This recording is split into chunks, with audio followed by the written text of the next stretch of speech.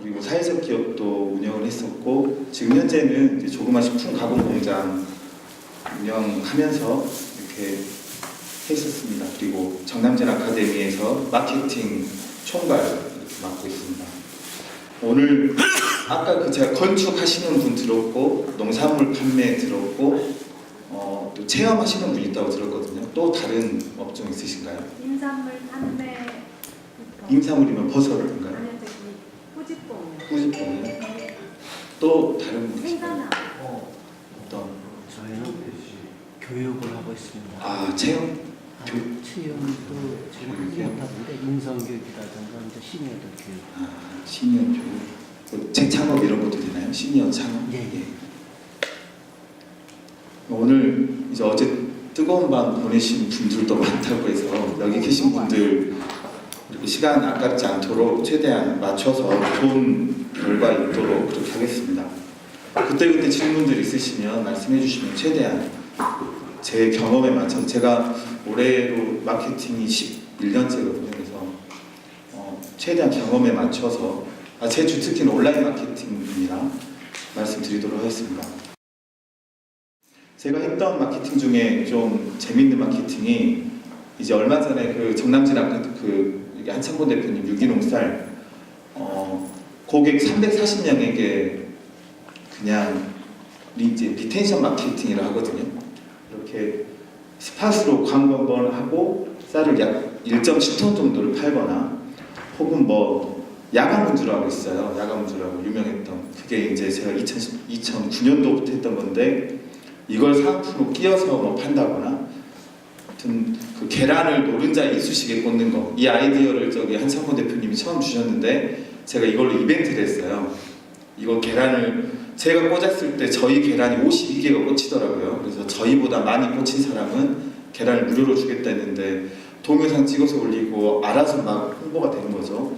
흔히 바이럴이라고 하는 혹은 뭐 적립금으로 5% 적립금, 1% 적립금 주잖아요. 저희 같은 조그만 기업들은 이 적립금이 되게 의미를 두지 않아요, 고객들이. 그래서 제가 그 적립금으로 고스톱 게임을 할 수 있게 시스템을 만들었거든요. 근데 이제 제가 중단했던 것은 물건을 사러 오지 않고 고스톱 게임을 하러 들어와서 그게 좀 법에 걸렸어요. 문화체육진흥위원회에서 경고장이라서 중단했고 혹은 그다음에 제가 주로 잘하는 게 어떤 경쟁 이미 단단하게 구축이 된 시장에 들어갈 때는 이름을 좀 잘 지어야 된다. 예를 들어 한초 시장에 들어가려면 그 마시는 석류라고 있잖아요. 원래 정식 명칭은 마시는 석류는 상표권이 안 돼요. 등록이 안 돼요. 왜냐하면 누구나 쓸 수 있는 용어이기 때문에 마시는 석류도 자세하게 보면 그 뒤에 표기사항에 표시되어 있는 정식 상품명은 마시는 블루베리와 홍초로 만든 홍초입니다. 정확하게 그런 식으로 해서 근데 이제 상품 규격상 마시는 석류도 앞에 디자인에 보면 위에 조그맣게 원래 상품명이 적어져 있거든요. 그런 식으로 해서 마시는 한초를 낸다든가 뭐 아니면 비슷한 상품 된장을 팔 때 너무 된장 시장이 견고했어요. 그래서 뭐 똑같은 된장이지만 아기 된장으로 그냥 네이밍을 한다든지 아기 된장으로 해서 그냥 맘카페 강남 맘카페는 힘이 엄청납니다. 거기를 한번 들어가면 거기 들어갈 수만 있다면 상당히 잘 팔리거든요. 그러니까 그 물건에 오늘 제가 강의를 드릴 주 포커스는 내가 가진 물건을 어떤 광고를 해야 되는가 여기에 대해서 설명을 드리려고 합니다. 먼저 이제 이게 저의 사례인데요. 제가 2009년도 처음 시작했을 때 여러분들 흔히 네이버 요즘은 이제 온라인은 네이버, 다음, 페이스, 인스타 이 4개를 안 하면 안 되거든요. 각각 이 매체마다 가지고 있는 연령이나 성별 혹은 소비 성향에 따른 특성도 있고요. 근데 제가 처음 했던 마케팅은 저 역시도 2009년도 처음 왔을 때 온라인 전혀 모르고 왔을 때 그냥 지식인 있잖아요. 혹시 지식인이라고 아세요? 다음에도 있고 네이버에도 있는데 어떤 걸 뭐 예를 들면 뭐 변비에 좋은 음식 혹은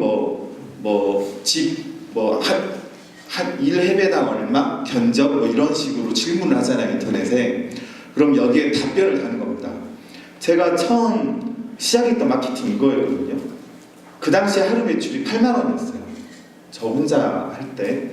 그때 이제 뭐 팔 건 없고 뭘 팔지도 모르겠고 광고비도 없고 하니까 그냥 답변을 달기 시작했어요. 그 지식인에다가 혹은 근데 이제 답변을 굉장히 정성껏 달았어요. 새벽에도 달고 실시간 알림 해놔가지고 저와 관련된 질문이 올라오면 바로 답변을 달고 제가 새벽 3시에도 달았던 것 같아요.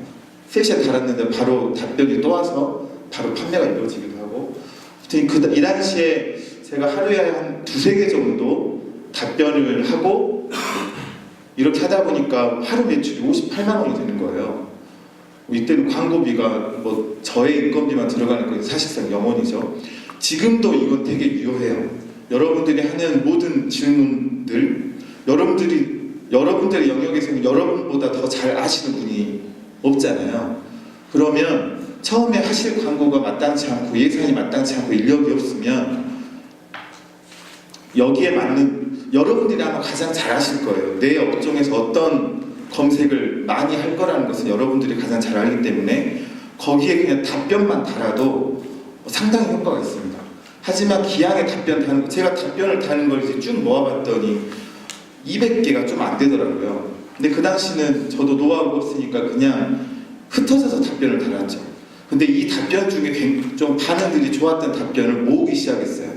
블로그 혹은 뭐 카카오 스토리도 괜찮고 요즘은 등록만 하면 검색이 다 되거든요. SEO를 해서 이따 설명드릴 건데 이 답변들이 가치가 일단 사람을 일을 시키면 계속 인건비도 나가고 또 관리도 필요하고 하잖아요. 또 변하기도 하고 하지만 인터넷에 올린 글들은 네이버나 다음이 망하지 않는 한 계속 유지가 되기 때문에 그래서 이제 요령을 말씀드리면 답변을 다실 때 이제 최종 링크를 클릭하면 여러분의 페이지가 하나 나오게 제가 해보니까 블로그는 좀 힘들어요. 블로그는 사진도 여러 개 올라가고 하니까 블로그 좀 어렵고 요즘은 네이버에서 썼다 하면 상위 점수가 높게 노출되는 게 네이버 포스트라고 있거든요.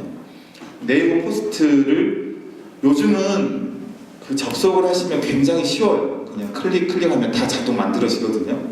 네이버 포스트는 반드시 만드셔서 여러분들이 자신 있는 영역에서의 자신 있는 답들을 그곳에 고정적으로 하시는 거예요. 그래서 이제 질문이 올라오면 그 답변에 맞는 링크만 그냥 거기다 붙이는 거죠. 여기에서는 이거 여기 보세요 이렇게. 그러면 이게 정말 상당히 놀랄 정도로 한 약 2주 실제 일주일 안에 매출이 발생합니다. 어떤 분야든지.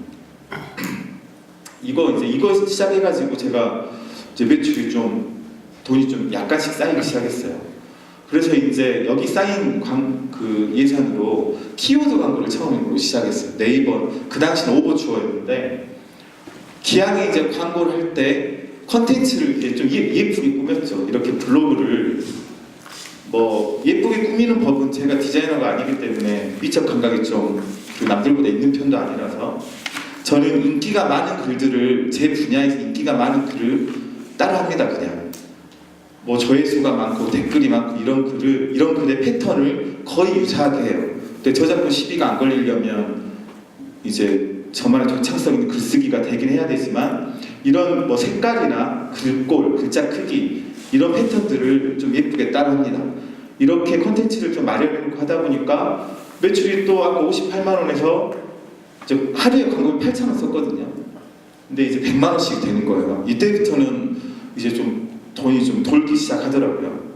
돈이 돌기 시작하니까 상품을 좀 더 늘리고 이제 드디어 직원도 좀 채용을 하게 됐고 이러다 이제 그때는 총각되니까 돈이 많이 좀 모였었죠. 그래서 이제 드디어 5시간에 300만 원짜리 이건 약간의 꼼수 마케팅인데 지금은 어려울 거예요. 지금은 네이버가 이렇게 돼 있는데 메인이 예전에 기억하신 분들은 아시겠지만 네이버 접속하면 바로 뉴스가 나왔거든요. 여기 첫 페이지 뉴스를 팔았어요. 불법으로 뉴시스에서 5시간에 300만 원 시간은 60만 원이죠. 저한테는 엄청 큰 용기였어요. 결심이었고 그래서 이제 광고를 했죠.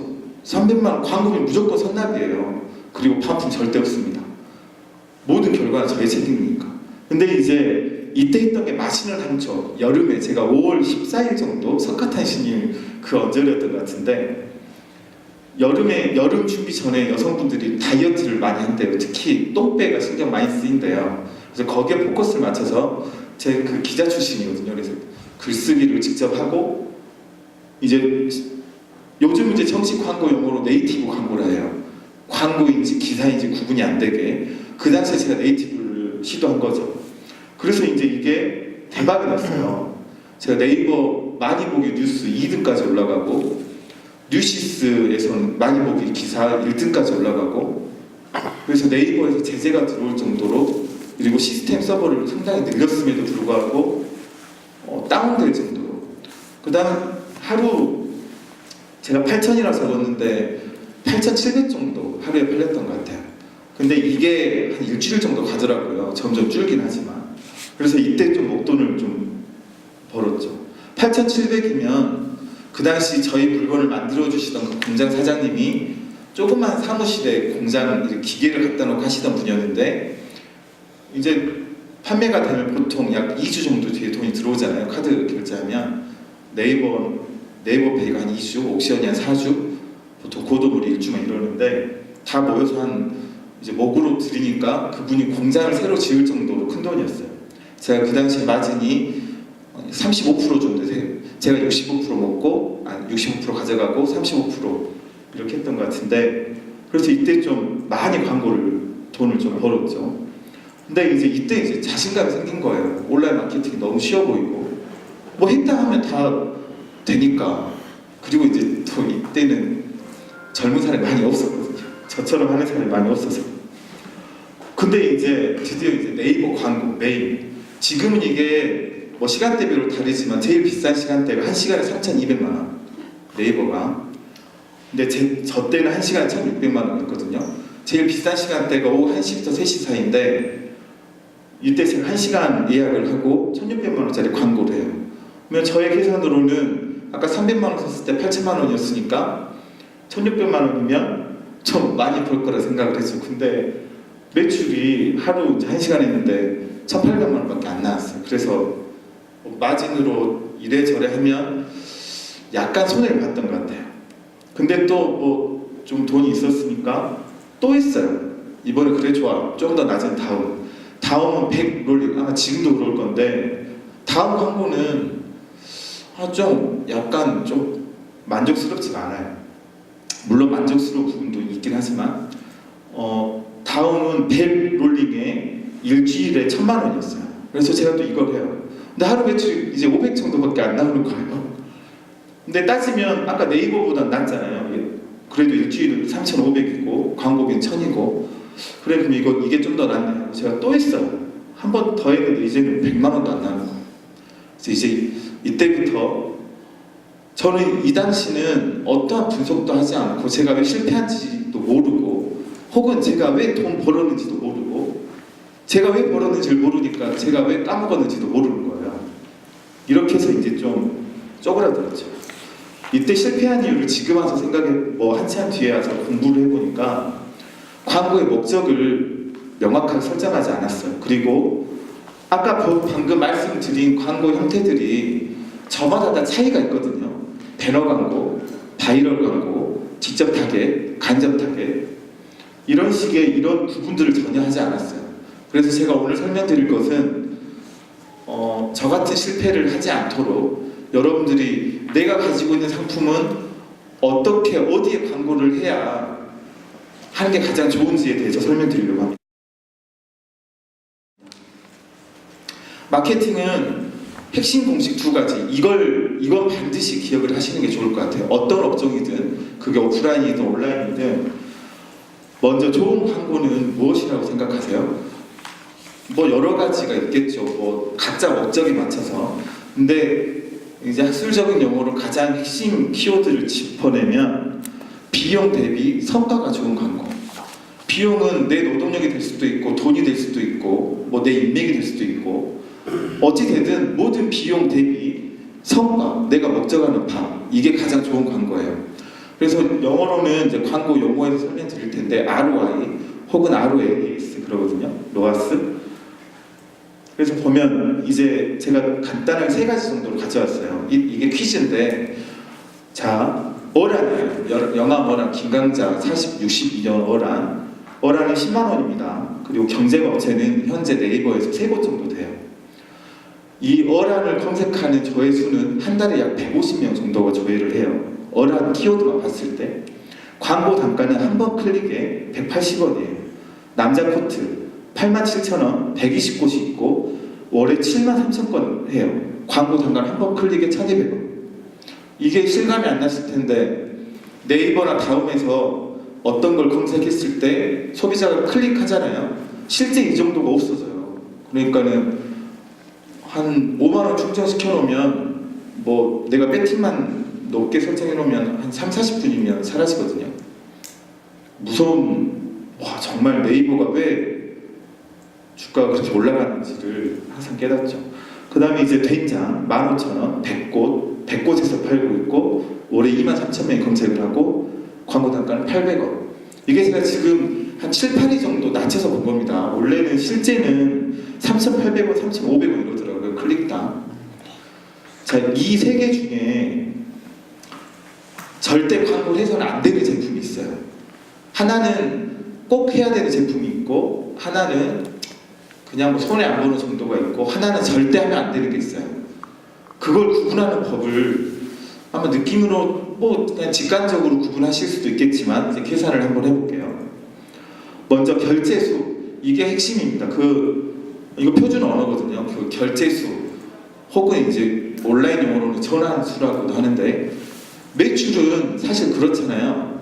몇 명이 얼마치 사는가잖아요. 매출은 딱 2가지입니다.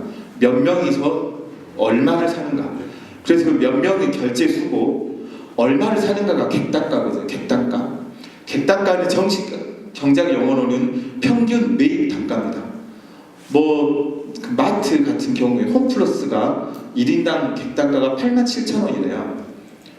그래서 일반 슈퍼가 1인당 객단가가 9,040원이라거든요. 동네 슈퍼가.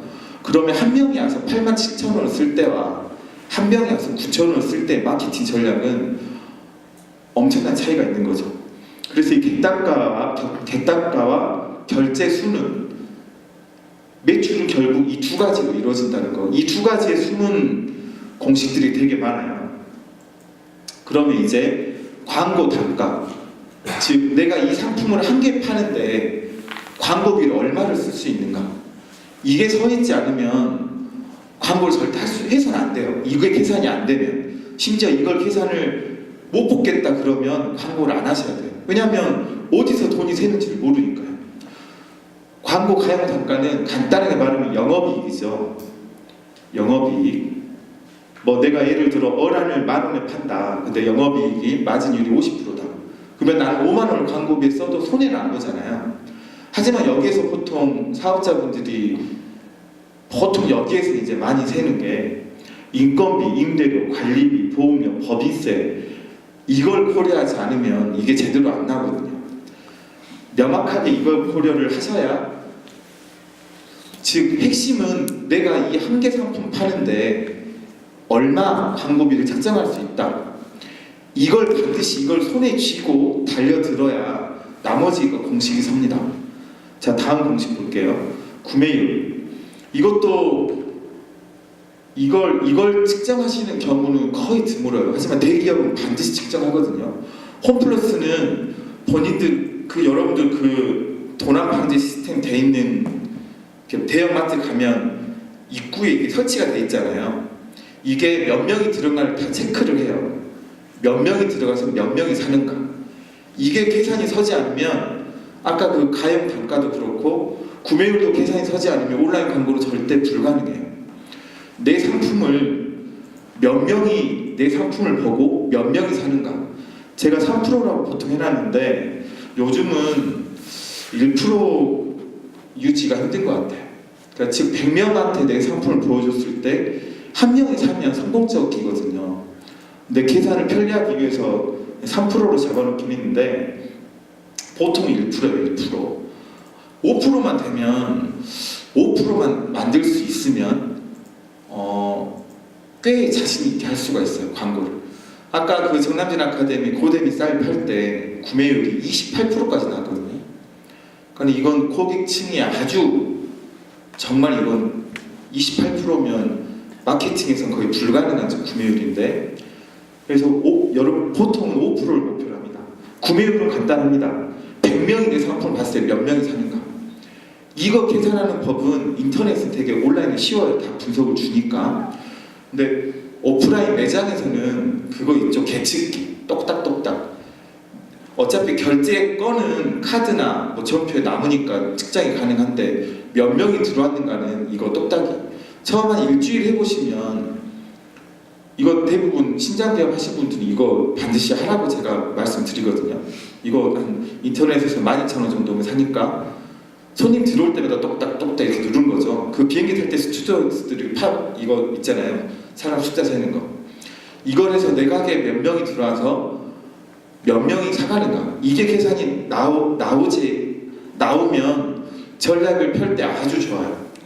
자, 다시 정리하면 매출을 이루는 것은 몇 명이 얼마치 사는가, 내가 쓸 수 있는 광고비는 얼마인가, 나의 상품의 구매율은 얼마인가, 이걸 반드시 알아야 할 수 있습니다. 그럼 계산을 한번 해볼게요. 구매율이 3%고 CPC 한 번 클릭할 때 200원이 소모가 된다. 그리고 객단가는 이 상품은 10만 원이다. 마진율은 30%다. 그러면 자, 구매율 3%란 말은 3명이 산다는 거고 한 번 클릭이 200원, 즉 100명이 이걸 광고를 봤다 그러면 2만 원이 들어가겠죠. 광고비가. 총 매출 100명이 광고를 봤는데 3명이 산 거잖아요. 3명. 그러면 총 매출은 30만 원. 그래서 아까 그 마진이 9만 원이면 이 광고는 할 수 있는 거죠. 7만 원이 남는 거니까. 그 계산 다시 한번 봐보시면 구매율 3%, 3명이 산다. 그리고 매출은 30만 원, 마진이 30%니까 영업이익이 9만 원. 그럼 광고비는 2만 원 썼으면 7만 원. 그럼 이 광고는 계속 유지를 할 수 있는 겁니다. 이 공식을 잘 외우시고, 그러면 아까 그걸 해볼게요. 어란 10만 원, 180원, 마진 30%, 다 마진 30%라고 할게요. 잠깐만요. 마진을 50%라고 할게요. 50% 계산하기 편하게. 그러면 어란은 13만 2천 원이 남아요. 그러면 어란은 무조건 온라인 광고를 해야 됩니다. 코트는 6천 원이 남아요. 뭐 그냥 브랜드 인지도 올리는 차원에서 해도 되겠죠. 된장은 할 때마다 5만 7천 원이 손해인 거예요. 된장은 절대 현재 상태에서는 온라인 광고를 해서는 안 된다. 아까 말씀드린 그 계산식으로 해서 이게 나와야 돼요. 그러면 이제 된장은 키워드 광고를 할 수가 없으니까 다른 광고를 찾아야 되잖아요. 이런 식으로 아까 말씀드린 구매율, 광고 가용 단가, 이 계산 공식에 의해서 내가 쓸 수 있는, 자 그러면은 보면 내가 쓸 수 있는 광고비가 얼마인가. 이 된장이 왜 안 되는가를 꼭 해보고 나서 알 게 아니라 미리 알 수도 있잖아요. 이 공식이 뭐냐면 내 광고 기본 단가가 얼마일 때 진입할 수 있는가. 봐보면 아까 된장이 50% 했잖아요. 15,000원에 팔고 50%가 남아요. 7,500원이 남는다. 그럼 100번 클릭에 3명이 산다. 구매율이 3%니까. 그러면 광고비를 쓸 수 있는 한계는 7,500원을 3%로 곱합니다. 그러면 100분의 3 하면은 225원. 즉 이 된장은 한 번 클릭에 225원이 쓸 수 있는 광고비의 최소거든요. 그러니까 이 공식을 반드시 그 상품에 적용을 시켜보셔야 돼요. 구매율 3%로 잡고 내 마진이 얼마일 때 구매율 3% 잡으면 내가 쓸 수 있는 광고비다. 예를 들어 아까 건설이잖아요. 건설이면 평균 객단가가 한 번 공사가 들어오면 그냥 한 100만 원이 남는다고 해봐요. 100만 원이 남는 거면 온라인에서는 정말 불패죠, 불패. 100만 원이 남는다 그러면 온라인에서는 하면 안 되는 광고가 없거든요. 그러니까 건설 쪽은 무조건 광고를 하는 게 맞아요. 하는 게 맞고. 근데 아까 체험 프로그램 같은 경우는 글쎄 영업이익이 어떻게 구성될지 모르겠지만 체험 프로그램도 영업이익이 10,000원이 남는다고 하면 10,000원에 구매율 3% 잡으면 10,000원에 3% 잡으면 제가 문과라 3,000원짜리 CPC 3,000원짜리 광고를 할 수 있는 거예요. 상당히 높은 거죠. 근데 된장 안 돼요. 된장은 225원밖에 못 쓰니까 안 되고, 농산물 여기 보니까 여기 녹색나눔 같은 이런 여기도 광고는 절대 아마 이 정도 수준을 못 벗어날 거예요. 이쪽 광고는 이따 배너 광고 보시겠지만 리타게팅 배너나 아니면 브랜드 자체를 알리는 광고를 해야지 클릭당 광고 들어가는 걸로는 무조건 손해봐요.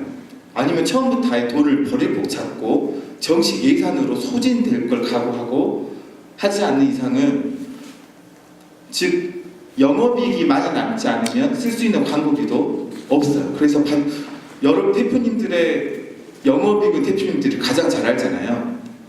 거기에 곱하기 0.03을 하시면 돼요. 내 영업이익에 곱하기 0.03 해가지고, 그러면 나는 얼마짜리 광고, CPC 한 번 클릭에 얼마짜리 광고를 들어갈 수 있다. 이걸 대강 잡으신 다음에 이후에 보여지는 것들, 말씀드릴 것들을 선택하시면 됩니다. 자, 정리하겠습니다. 매출은 결제 건수 몇 명이 와서 몇 명이 사는가, 얼마치. 그럼 이 말을 좀 다르게 하면 온라인 용어에서는 몇 명이 들어와서 몇 명이 사는가, 즉 100명이 들어왔을 때 3명이 산다. 그리고 얼마치 사는가. 이게 온라인에서는 이 공식이, 이건 반드시 외우셔야 돼요.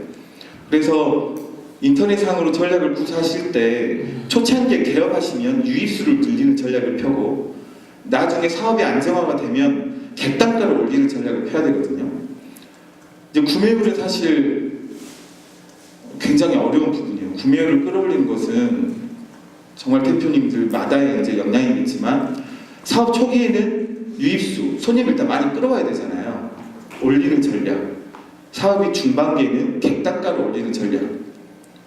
이런 전략을 해야 되기 때문에 온라인 광고 하시는 분들은 반드시 이 공식을 외우셔야 돼요. 몇 명이 들어오고 몇 프로나 사고 객단가가 얼마인가. 그 다음에 아까 말씀드린 내 마진에 0.03을 곱한다.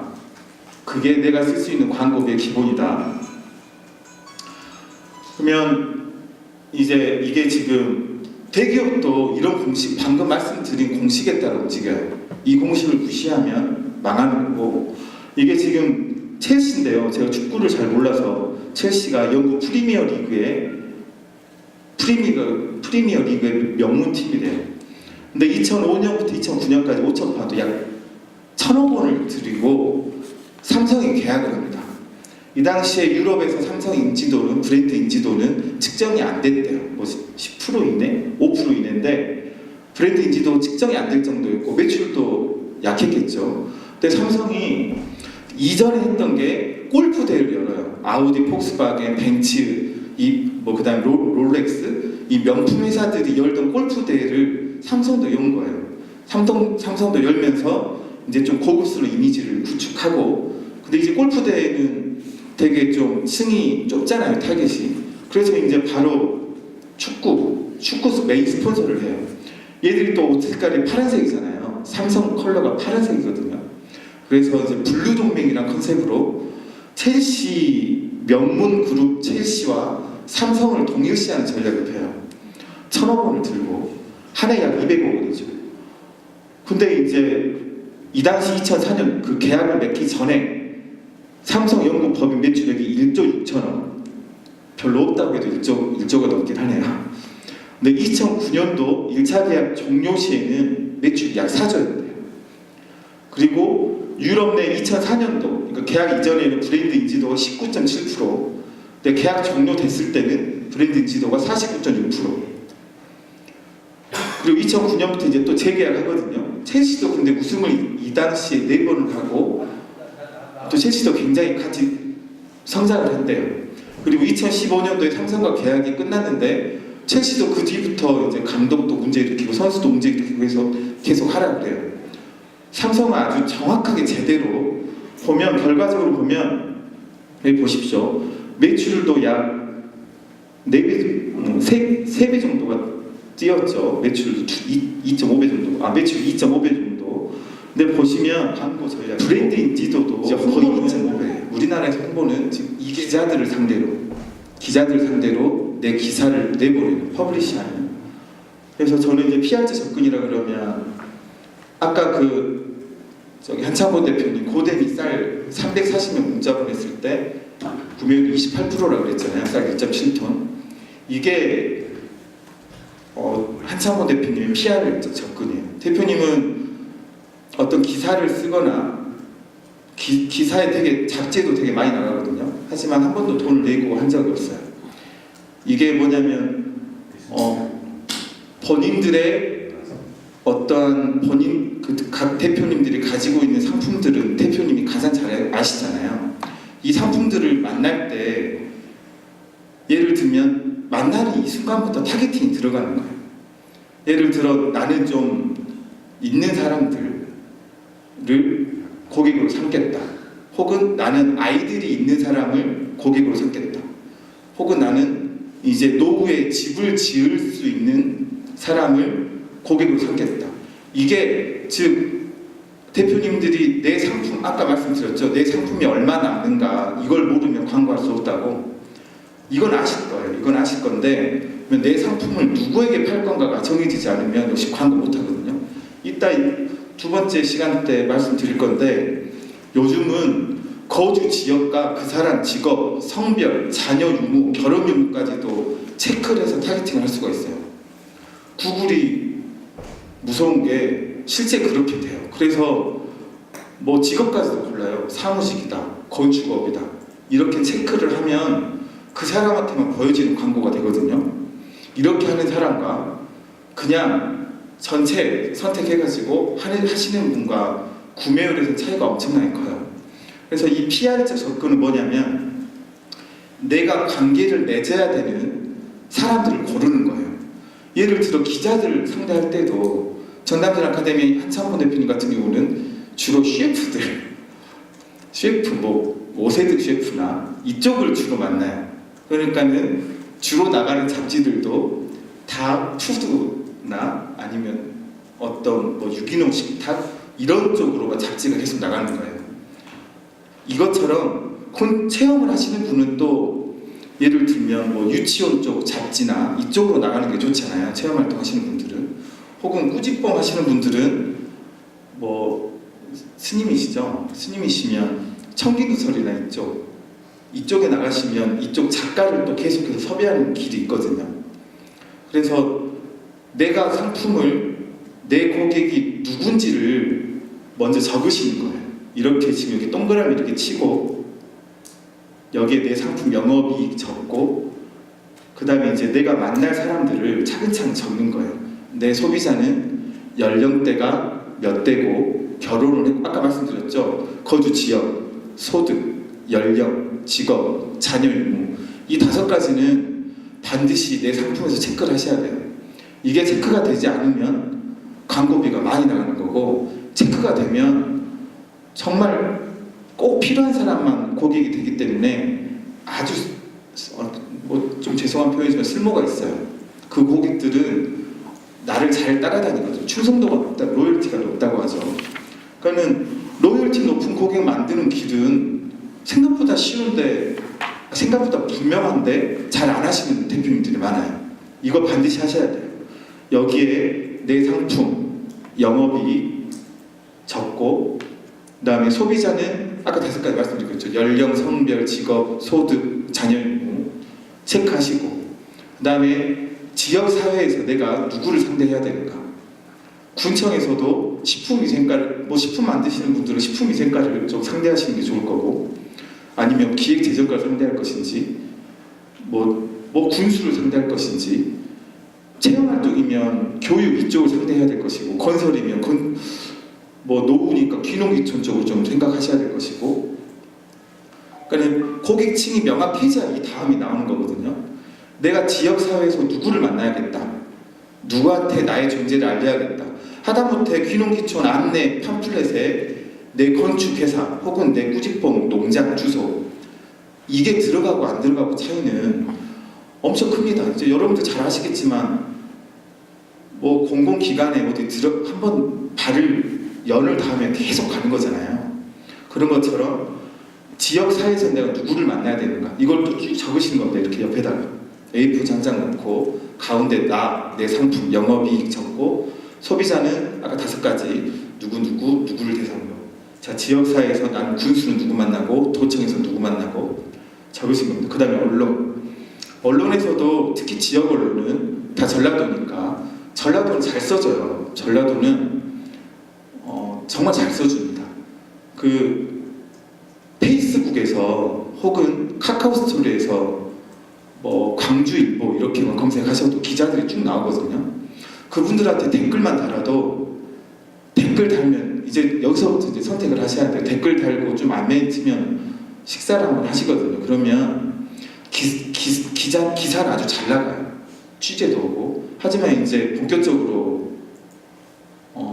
밥을 사셔야겠죠. 계속해서. 그러니까 우리 지역지 또 같은 지역 사람이면 기사를 되게 잘 써줘요. 근데 여기서 좋은 점은 광주일보, 전남매일, 전남일보, 호남일보 여기에 기사가 나가도 네이버에서 검색이 돼요. 원래 실제 네이버에 정식으로 검색이 되게 하려면 16만 원 정도 들어가거든요. 한 건당 싸도 11만 원. 내가 기사 직접 쓰면 내 다음에 8만 원 정도. 하지만 기자를 직접 만나서 하면 밥 한 끼 먹는데 뭐 처음부터 술 사주라 하겠어요. 밥 한 끼 먹는데 얼마 안 들잖아요. 그러면 네이버나 다음에 계속 기사가 나가거든요. 그러니까는 이것도 되려면 내가 어디부 기자를 만나야 될지, 내가 정치부를 만날지, 사회부를 만날지, 지역부를 만날지 정해져야 되잖아요. 즉 PR제 접근. PR은 퍼블릭 릴레이션, 즉 공중, 나와 연관된 집단이 누군가를 정하는 거거든요. 그리고 이 집단과의 관계를 개선하는 게 PR이에요. 즉 16만 원 내고 네이버에 기사 내는 분과 이 기자와 관계를 유지해서 내가 필요할 때마다 기사가 나가는 것과 어떤 차이가 있겠어요. 그래서 내가 기자를 누굴 만나야겠다.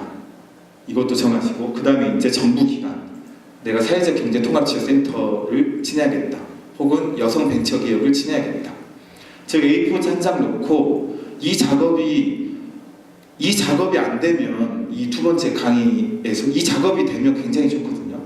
일단 약간 5분 정도 일찍 끝내면 한번 이렇게 간단하게 대표님들은 금방 하십니다. 실무자분들은 사실 전체적인 사업에 대한 로드맵이 약할 수 있기 때문에 그리기 어려운데 대표분들은 이 4가지만 우선 내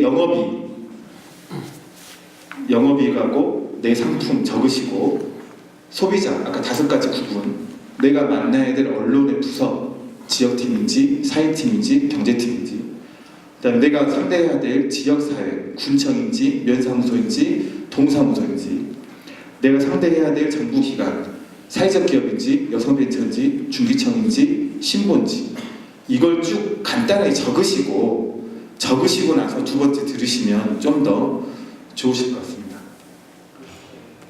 일단 이 첫 번째는 간단하게 온라인 광고를 시작하기 전에 내 상품에 대한 광고 단가, 매출액 잡는 법, 어떤 광고를 골라야 될지 타겟팅하는 법에 대해서 간단히 설명드리고 두 번째부터는 좀 빨리빨리 이 광고를 들어갈지 말지는 어차피 대표님들이 결정하시는 거니까요. 이 광고의 특성은 뭐고 이 광고는 얼마 이상 돈이 있을 때 들어가십시오라고 제가 구체적으로 말씀드리겠습니다. 그럼 쉬시고 10시에 다시 이렇게 강의 시작하도록 하겠습니다. 감사합니다.